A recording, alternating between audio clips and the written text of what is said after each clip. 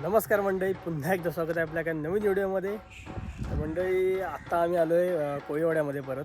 जसं काल आपण आगमन बघितलं तसंच आज आपण शरण आणि आत्ता सकाळी आपण घेऊन जाणार आहोत पालखीला, आंबवण्याच्या पालखीला आणि संकासुराला हरिहरेश्वरच्या भेटीला.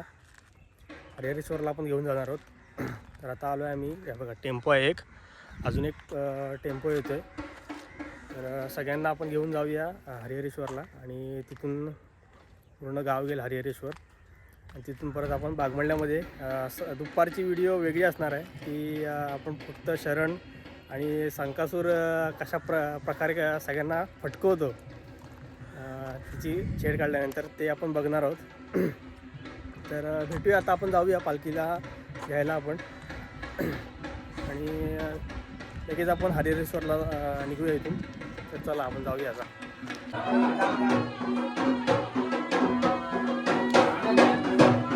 आपला इथे संकासूर पण रेडी झाला आहे जायला.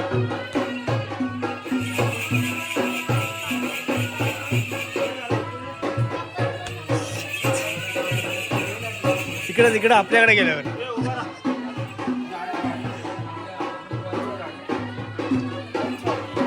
पालखी पण निघाली आता. आपण आता आंबवण्याच्या पालखीची माहिती आणि संकासूरची माहिती आपण घेणार आहोत की किती वर्ष प्रथा चालू आहे आणि काय कसं काय ते. तर आपल्यासोबत आहेत काका, हे तर आपल्याला सगळी माहिती सांगतील आता काका. मी सुनील बांद्रे, आंबवणेगावचा रहिवासी आणि ह्या पालखीचा प्रमुख म्हणून, आणि तसेच आमचे लीलाधर दामणे आहेत जे आमचे मानकरी आहेत या पालखीचे. म्हणजे संपूर्ण वर्षभराचा मानपान हे स्वतः बघतात, धावपळ करतात. आणि आता आपण पालखीबद्दल म्हणाल तर ही पालखी खूप पारंपरिक, म्हणजे खूप जुनी, म्हणजे 100 वर्षापूर्वीपासूनचं, जेव्हा मला वाटतं आमचं गाव वसलं त्यावेळापासून ही पालखी सुरू असावी. कारण की जवळपास आता गेली 75-80 वर्ष आम्ही ह्या बागमंडला बानकोट या परिसरात येतो आहे. आणि ह्या पालखीचं वैशिष्ट्य असं आहे की या पालखीमध्ये एकूण 5 देवी आहेत. म्हणजे आई, जाकमाता, रवळनाथ, काळकाय आणि बळी अशा ही त्यांच्या अशा चांदीच्या, पूर्ण चांदीच्या मूर्त्या आतमध्ये पालखीमध्ये आहेत. आणि जो मूळ स्थान आमचं आंबवणे आहे तिथे आपण पाषाणकृती मूर्ती आहे. आणि महत्त्वाचं म्हणजे ह्या पालखीचं आकर्षण असं आहे की संकासूर आहे. संकासूरची एक वेगळीच इमेज आहे इथे आमच्याकडे. ही आमची पालखी दुसऱ्या होळीच्या दिवशी बाहेर पडते गावातून बाहेर पडल्यानंतर ती दंडनगरी, संपूर्ण पंधेरी परिसर, पेवे, उंबरशेत आणि उंबरशेत मार्गे बागमंडल्यात येते. आणि बागमंडल्यात आल्यानंतर मोठ्या जल्लोषाने, मोठ्या उत्सवाने हिचं स्वागत केलं जातं. या पालखीबरोबर संकासूर आहे त्याची ख्याती अशी आहे की अशी एक कथा आहे की आमच्या गावचे एक रहिवासी होते, ते चायनामध्ये म्हणजे चीनला गेले होते. तर तिथे ते त्या बांबूच्या बेटामध्ये कुठेतरी भरकटले, म्हणजे ते आहे त्याने, आणि संपूर्ण नजर म्हणजे सगळं चूक असे कुठेतरी ते त्यांना काही कळेनासं झालं, एकदम भ्रमिष्ट झाले. आणि त्यावेळेस त्यांनी देवाचा धावा केला. आणि धावा असा केला, जर मला ह्याच्यातून तू वाचवलंस तर मी तुझा साथ चढवीन. जो संकासूर आहे त्याला आम्ही साज म्हणतो, तो साथ चढवीन. आणि त्या आल्यानंतर त्याने हे विशिष्ट रूपामध्ये, जे आपण दाढी वगैरे बोलतो, ते एक वेगळे जे मी ते उल्लेख करू शकत नाही ते केस कुठले असतात म्हणून, पण ते एक विशिष्ट पद्धतीने बनवलं जातं. त्याचं आमचं पेटर्न आहे, त्याच्यामुळे असे संकासूर दुसरे कोणी बनवू शकणार नाही आहे. आणि त्याच्या संपूर्ण संकासूर फक्त दाढी आणि मिशी ही व्हाईटमध्ये, आणि बाकीचं संपूर्ण पेहराव आहे हा काळा कलरचा आहे. ते एक देवीवरची असलेली श्रद्धा. आणि ह्या देवीचं आणखीन एक वैशिष्ट्य शरण. तुम्ही जर आज संध्याकाळी, आता जर बघाल संध्याकाळी, तर तुम्ही याच्या अगोदरसुद्धा बघितलं असेल, शरण काढण्याची जी एक पद्धत असते. शरण म्हणजे काय असतं तर देवीची खुणा घेतली जाते. खुणा म्हणजे देवीचे तांदूळ थोडेसे, एक फूल आणि विभूती असते. ती घेऊन आपण विशेष त्याला देतो आणि ती कुठे एका नारळासोबत कुठेतरी लपवली जाते. ती लपवताना आमच्यापैकी कोणालाही माहिती नसतं कुठे लपवली गेलेली आहे ती. आणि नंतर मग ढोल सनईच्या तालावरती ती अगदी पद्धतशीर, तुम्ही जर बघितलं तर अंगावरची शहारे काटा येईल अंगावरती अशी. तर आता इकडं आज बागमंडल्यातून उद्या आम्ही बानकोटला उतरू, वेशवी, वेळास करून आम्ही पुन्हा आमच्या गावी जातो. गावी गेल्यानंतर संपूर्ण ते गावी ज्यावेळी दिवशी जाईल त्या दिवशीसुद्धा मोठा उत्सव असतो. पालखीची जबरदस्त मिरवणूक निघते. आमचा भोम आहे, त्या भोमावरती आम्ही साधारण 7-8च्या, जसं जमेल तर 7-8च्या दरम्यान जातो. एरवी कोकणामध्ये आता सध्या परिस्थिती अशी आहे की संपूर्ण घरं बंद असतात, पण ह्या होळीला शिमग्याला संपूर्ण कोकण म्हणजे संपूर्ण गाव भरलेलं असेल आणि एक जल्लोषात मिरवणूक निघते. जर तुम्हाला कधी तुम्ही यूट्यूबवरती किंवा आता बऱ्याचशा चॅनलवरती इंटरगाम सगळीकडे ते प्रकाशित दाखवलं जातं आहे. आपण सुद्धा कधी जर संधी मिळाली आपल्याला तर बघा, ते कवर करा. खूप बघण्यासारखा महोत्सव असतो. त्याच्यानंतर 3 मानाची शरणं काढली जातात आणि मग पालखी देवळात जाते. दुसऱ्या दिवशी गाव भेटीला जाते. प्रत्येकाच्या घरामध्ये आपल्या ओट्या असतात. आपण म्हणतो ना, देव माझ्या भेटीला आला. एरवी आपण देवाच्या भेटीला जातो, पण होळीमध्ये पालखीत बसून देव आपल्याला भेटी होतो. त्याच्यामुळे ओटी भरण्यासाठी संपूर्ण मुंबईकर म्हणजे जिथे मुंबईकरच नाही, जिथे व्यवसायासाठी गेलेली लोक सगळे आपल्या घरात येतात आणि देवीची पूजा करतात. दुसऱ्या दिवशी होम असतो आणि त्याच्यानंतर होम लागल्यानंतर आमचं एवन कला पथक मार्फत एवं मी सांस्कृतिक, त्याला आपण तमाशा म्हणतो, तो कार्यक्रम करतो. आणि दुसऱ्या दिवशी सहाना भरून अगदी धुलेटी म्हणजे धुलीवंदनच्या दिवशी पालखी आपली देवळामध्ये जाते. आणि देवळात गेल्यानंतर 1-2 दिवसांनी घट भरतात, म्हणजे देवाचा जो काय मानपान असतो तो दिला जातो. आणि अशा पद्धतीने आमचा हा शिमगा जवळपास 10 दिवस तरी चालतो. मी करतो आणि इथल्या लोकांचा जो प्रेम आम्हाला मिळतो तो अतिशय वाखाणण्याजोगा आहे. कारण की असं प्रेम, अशी माया, अशी ममता मिळणं हे पूर्वजन्माचं पुण्याई म्हणायचे किंवा ही आईची कृपा म्हणायची. जरी त्या आई आपण म्हणतो आई जागमाता आई, आणि तसं म्हटलं मी मगाशी म्हणाल्याप्रमाणे जागमाताच्या 2 मूर्ती आहेत, पण त्याला आम्ही आईच म्हणतो. शेवटी ती आईच आहे ना, म्हणून त्या आई जागमाता आहे मामा. आणि कालकाईच्या सुद्धा 2 मूर्ती आहेत त्या. अशा पद्धतीने जवळपास कमीत कमी 100 वर्षाचा आपण इतिहास आहेच. कारण की आता आम्ही जर आमचे मानकरी आहेत ते 75च्या आसपास आहेत, आम्ही स्वतः 60च्या आसपास आहेत. हे आम्ही सगळं बघतो आणि तोच उत्साह आहे, तोच जोशा वाढतो आहे. आणि अशा पद्धतीने आता आपल्या कोकणामध्ये शिमगा म्हटल्यानंतर सगळ्यात मोठा उत्सवच असतो. आणि हा उत्सव आपण अगदी आनंदाने खेळीमेळीच्या वातावरणामध्ये पार पडतो. ही काका, जी आपली नवीन पिढी आहे त्याबद्दल तुमचं काय म्हणणं आहे, की आपण नवीन पिढीसुद्धा तुमच्यासोबत आता पालखीसोबत असते, त्याबद्दल तुमचं काय म्हणणं आहे? मी मगाशी म्हणालोच नाही, ही तरुण पिढी आहे ना, ही पुढे परंपरा चालवणार आहेत. कारण की ही मंडळी आहे ना, ती म्हणजे एज्युकेटेड आहे, सुशिक्षित आहेत. असे अडाणी किंवा अशिक्षित मंडळी आहे, सगळे मुंबईकर आहेत, ते चाकरमानी आहेत. काही मंडळी असे रजा मिळत नाही आणि वर्षभर रजा घेत नाही कामावरती, पण होळीसाठी. आणि विशेष म्हणजे आता तुम्हाला माहिती आहे नेमकी होळी मार्च महिन्यामध्ये येते आणि फायनान्शियल क्लोजिंगसुद्धा मार्चच असतं. तरीसुद्धा काही लोकांची अशी आहे की नाही, होळीलाच जायचं आहे मला, ते अगोदर त्यांचं टाईम टेबलच ठरवतात, वर्षभर रजा घेणार नाहीत. पण कारण की त्यांना इथे कमीत 15 दिवस रजा पाहिजे असते. आणि ही संपूर्ण रजा ही देवीच्या चरणासाठीच असते. म्हणजे याच्यातून आपला काही बेनिफिट नाही. जेवढी आत्ता ही आमची देवीच्या कृपेने जे काही निधी गोळा होईल आमचा, तो निधी संपूर्ण मंडळात जमा होतो आणि त्या निधीतून आमचा गाव खर्च, विकास वगैरे जे काय कामं आहेत ती त्याच्यातून चालतं. त्याच्यातून एकही पैसा आम्ही घेत नाही. उलट आम्ही आमच्या हे सगळे खर्चाने येणार, खर्चाने जाणार. खर्चाने खाणं पिणं, आता जेवण वगैरे सगळं मिळतं व्यवस्थित. मला महाप्रसाद प्रत्येक ठिकाणची मागणी असते. देवीच्या कृपेने तसं काय वेळ येत नाही, पण खर्चाने सगळी मंडळी आहेत. आणि ही मंडळी अशी आहे, मधल्या काळात असं वाटत होतं की काय काळानं बंद होईल का, पण नाही होणार. कारण तिचा महिमाच मोठा आहे. बघा तुम्ही आता, जर तुम्ही कॅमेरा फिरवा, सरासरी त्यांचं वय बघा किती मुलांचं इथे समोर तुम्ही बघू शकता की सांकासूर आणि याला काय बोलतात, त्याला नाच म्हणतात. त्या समोरच्या घरामध्ये चालू आहे. हे रवळणाचा जो अवतार आहे ना, कालकाय आणि रवळणा, त्याच्यामध्ये एक सुद्धा ह्यांचीसुद्धा ओटी भरली जाते खन्ना नारळाची. आणि त्यांचीसुद्धा हळद कुंकू करून पूजा केली जाते, आरती दिली जाते. तोच प्रकार जो 2 प्रकारे पालखीचाच ते आहे. त्यांची ते पालखीमध्ये विराजमान आहेत.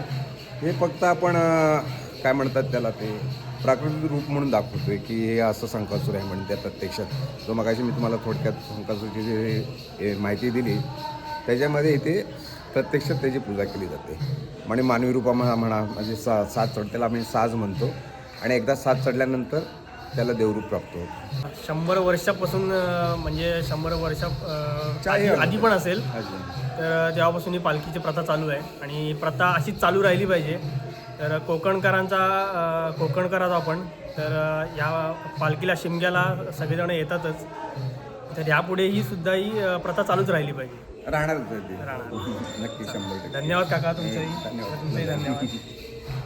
आमच्या अशीच पालखीची आमच्या माहिती आणखीन प्रसारित करा म्हणजे सध्या इलेक्ट्रॉनिक माध्यमातून किंवा विविध माध्यमातून इंटरगाप वगैरे यूट्यूब वगैरे याच्यातून जातेच आहे. पण जेवढा प्रसिद्धी मिळेल तेवढ्याच सुद्धा आम्हाला सुद्धा तुम्ही लोक प्रसिद्धी देत आहे त्याच्याबद्दल धन्यवाद. कारण की एवढा महिमा मोठा असून सुद्धा आतापर्यंत प्रसिद्धी मिळत नव्हती. पण गेल्या 4-5 वर्षापासून तुम्ही जर कुठल्याही आंबवणे जर टाकलं यूट्यूबला म्हणा तर संपूर्ण जे तुमच्यासारखे जे सगळ्या फाईल ओपन धडधड ओपन करतात आणि खालच्या कॉमेंट्स असतात माझ्या त्या ऐकण्यासारखे असतात. सगळ्यांची मागणी असतं आमच्याकडे पालखी येईल का, पण त्याला उत्तर आमच्याकडे असतं. खास करून आंबवण्याची पालखीसाठी सगळेजण उत्सुक असतात की आंबवण्याची पालखी प्रत्येक गावामध्ये आली पाहिजे. पण तेवढं जमत नाही यांना, शक्य नाही तेवढं. कारण की मर्यादित पिरियड असतो, कालावधी आहे. कारण की आम्ही पण जो होळीचा असतो धुळवडीच्या दिवशी एखाद्या दिवशी वाढवू शकतो, पण त्याच्यानंतर ते देवीचं सुद्धा एक हे असतं महात्मा. हां, त्याच्यामुळे ते तेवढ्या पिरियडमध्ये कालावधीमध्ये करावंच करावं लागतं ते.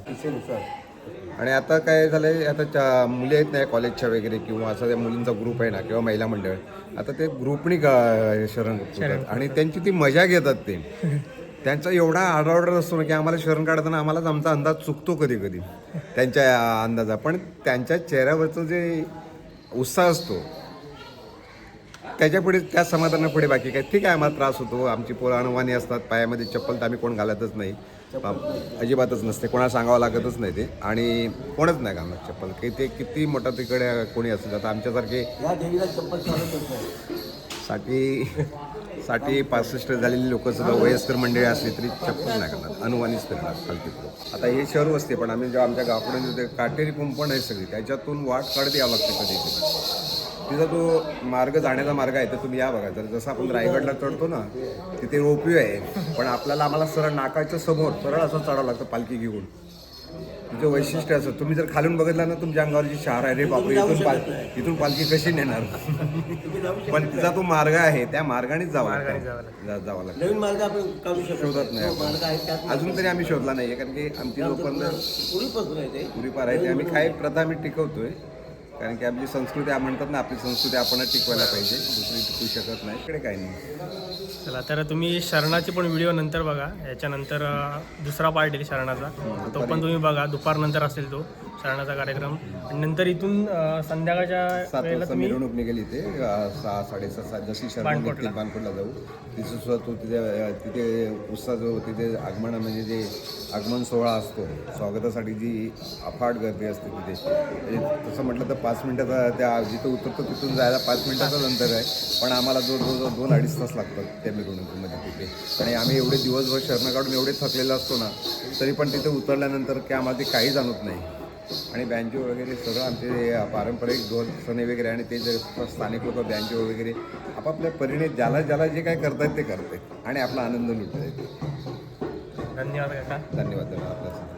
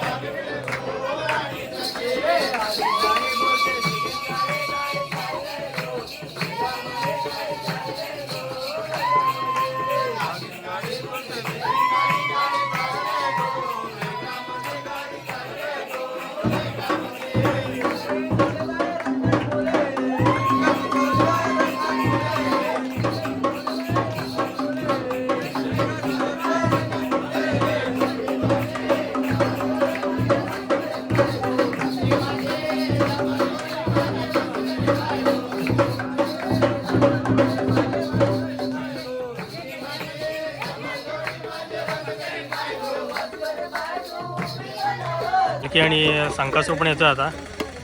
निघालं सगळे हरिहरेश्वरला जायला. दुसरा एक टेम्पो आहे तिकडे पाठीमागे. या गाडीमध्ये पालखी आहे.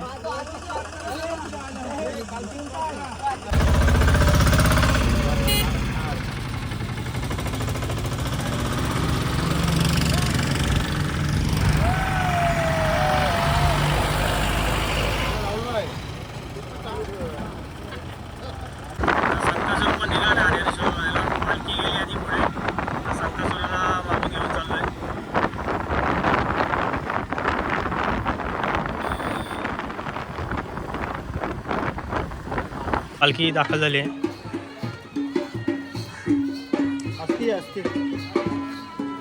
त्याचबरोबर संकासूर पण आहे मागे.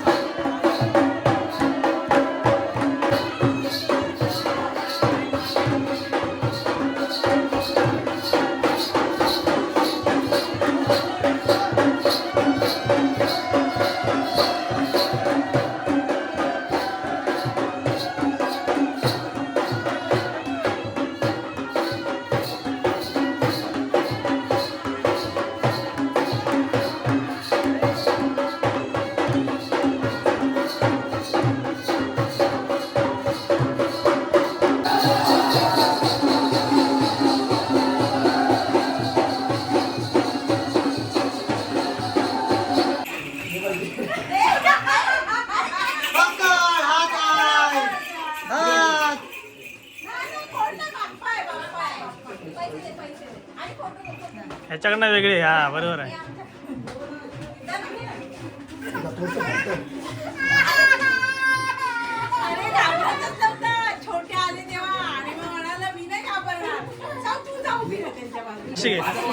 पाचशे घे 500 घे. नाही रे नाही 500 घे ह्याच्याकडनं. खोलीत जाऊन मार त्याला.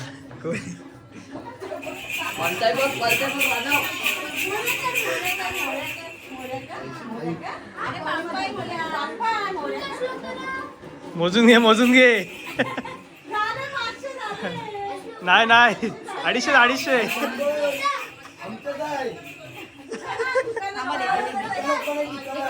आणि इकडनं 500 घे. अजून 500 घे हिच्याकडनं. मोजून घ्या. नाही नाही 500 घे घे यार. घरातून बस. हा घरातून बस. घरातून बस.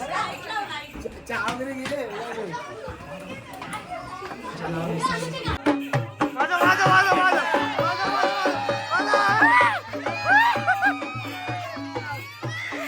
वाजव वाजव.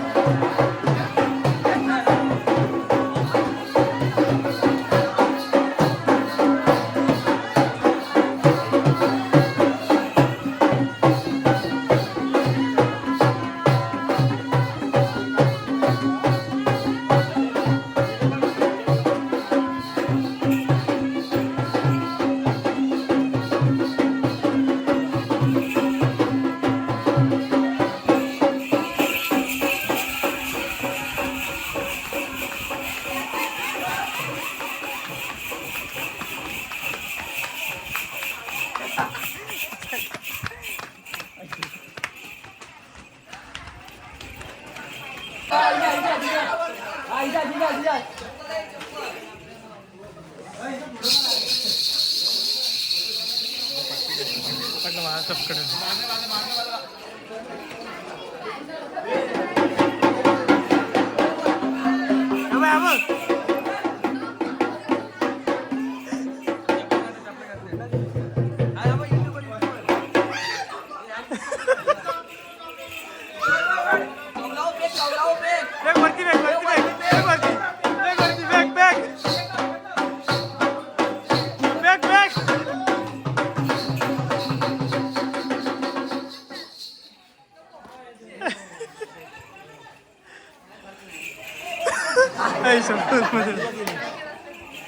आपण फेका फेक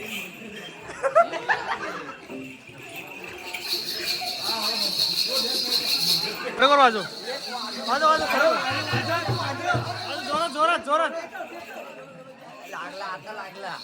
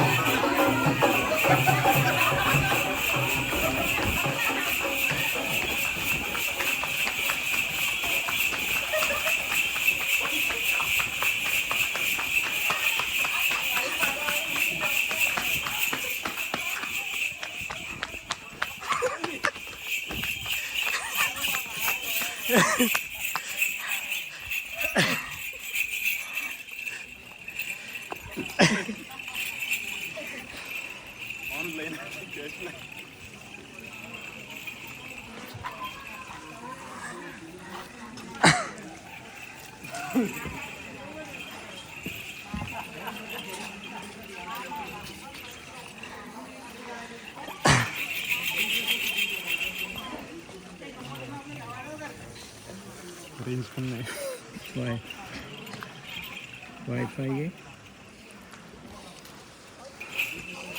वन प्लस काय ना वन प्लस किती किती 500 ऑनलाईन पैसे घेतोय संकसरकडून संकसर आणि ते माझ्या QR ला आलेले पैसे मला ऑनलाईन झालेत पैसे त्याला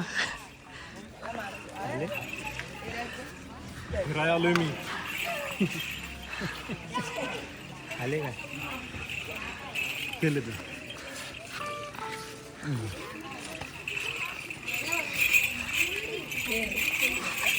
चला माझी पार्टी झाली आता मला पैसे आले होता